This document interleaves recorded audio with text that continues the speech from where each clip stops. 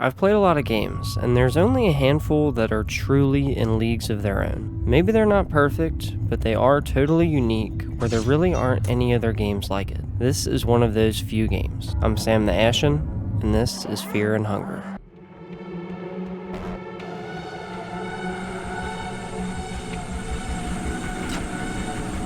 So first off, what exactly is Fear and Hunger? Already, this is something really important to my overarching point. The game is a whopping $8, and the Steam page says that the game is a 2D dark fantasy adventure horror RPG. And while these tags are pretty accurate, the game doesn't really fit into any of these boxes too well. Even though, if you die, you start fresh from the beginning with nothing, except maybe what you learned leading up to your death. And every time you start another run, the world layout is different. It's not just a roguelike. Partly because you can save your game at certain points. Even though you're playing a character role and the graphics are 2D, it's not just a 2D RPG because there's a hunger and sanity mechanic that is crucial to the game. Even though when you run into most enemies, there is a turn-based battle that starts, it's not just a turn-based game because in real time in the overworld you can lay out bear traps and you can hide inside of rooms. My whole argument might not be perfect or rock solid, but I hope my point still comes across. That point being that this game, with all of its moving parts and connected pieces, does something that's totally unique and special that I really haven't seen recreated anywhere. Fear and Hunger wrapped me into the story and the characters so much that I really cared about the outcomes of my main party of people and even characters outside of that. It was like a TV series that you're heavily invested in, where you want to see the characters succeed, you want to see the villains punished, and you want to see the ultimate conclusion of where this world ends up and what it costs to get there. The first major thing about Fear and Hunger that really drew me in and impressed me was the setting and the style. You start off answering a few questions about your character's backstory, giving you a glimpse into their morals, while also having some in-game consequences. You see your character walk through a foggy landscape only to end up at a medieval castle, and within seconds, you hear the ominous bark of a dog. You might think it's just a dog, and if you hang around a little too long in that area for just a minute or two, you quickly find out that most things are not what they seem to be in Fear and Hunger. You can go left into a dingy cellar with descriptive text adding some details to what your character is going through, specifically what they are smelling. And if you're brave enough to journey on, you find out what that smell is. You could also go straight directly into the massive castle. As soon as you walk in, you get the descriptive text that you just stepped into the darkness, and you can almost feel the air around you as you walk in, only able to see a few feet in front of you without any light source. And before long, you see firsthand why these dungeons are so notorious. I tried to be vivid here to get across the point that the atmosphere and the style and the soundtrack all work together like a trio of perfection. It is truly immersion at its finest. Down to the mechanics of the game. And oh boy, it does not lack here. There's honestly a lot to learn about the mechanics. It's definitely not an easy game. The challenge is a core part of the tension and the immersion. There's a few difficulty settings to kind of decide for yourself how hard things will be, but in general, the game is pretty tough.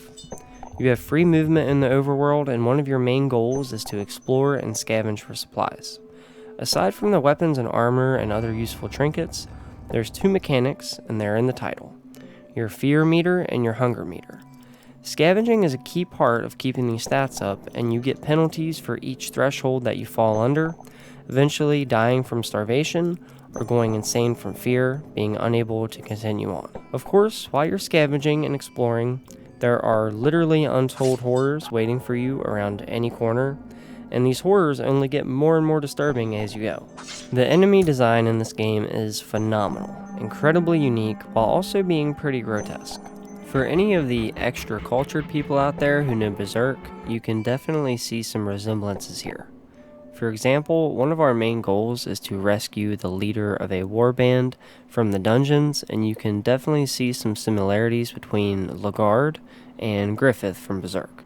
And it also shares a pretty similar theme of a brutally harsh medieval world.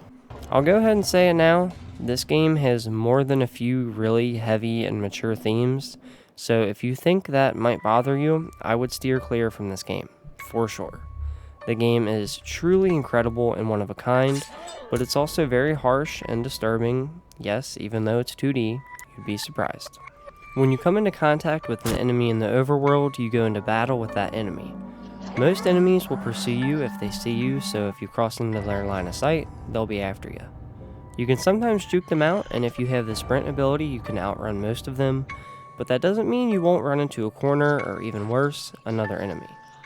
The combat system, in my opinion, is excellent. It's a limb targeting based system where you can typically attack a leg, torso, arms, or head, and sometimes a special part depending on the enemy, like the wings on a creature or a stinger on a guard. You might think, hey, I would obviously want to go for the head, right? After all, a headshot does the most damage usually, and it's a critical hit.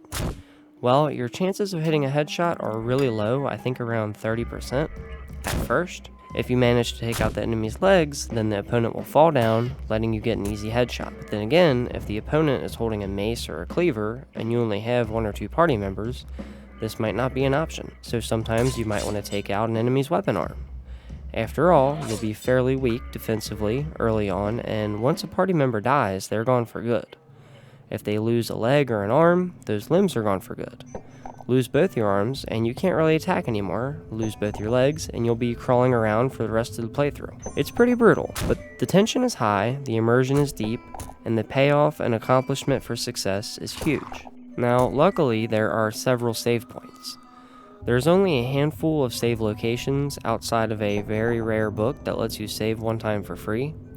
At the save locations, you can save as much as you want, but if you don't have the whole area cleared out, you might wake up to a pretty sinister surprise. This is a good opportunity to talk about another very important mechanic, the coin flip. Do you need to sleep and save and want to wake up with your head still attached? Coin flip. You want to dodge a giant cleaver coming for your head? Coin flip. The floor cracks underneath you and you don't want to fall into oblivion or even worse, deeper into the dungeon?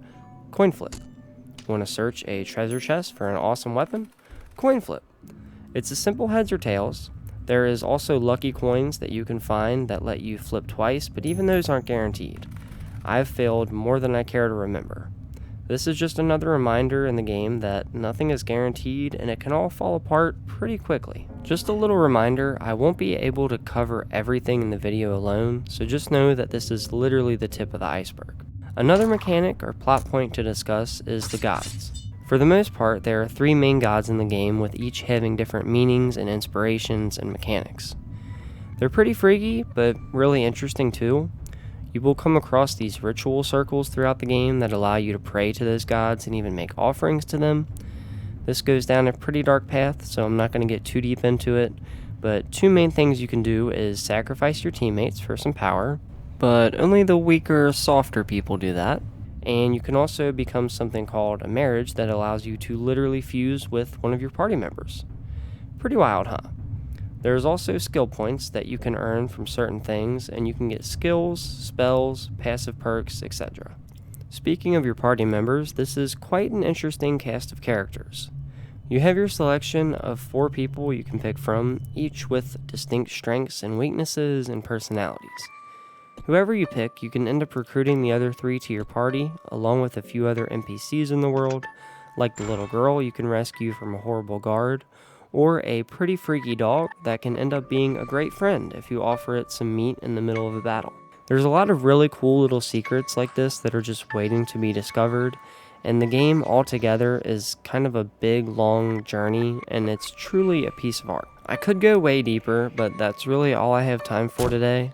But there really is plenty more to talk about for this game. Like I said before, it's the tip of the iceberg. Trust me, at $8, the content you're getting is unparalleled. If you enjoyed the video, liking it helps me out a lot, and if you have anything to add, let me know in the comments. If you want to see more from me, I post once every 2 weeks on Sunday, so I'll never clog up your feed. I'm Sam the Ashen. I hope you have a good one. Peace out.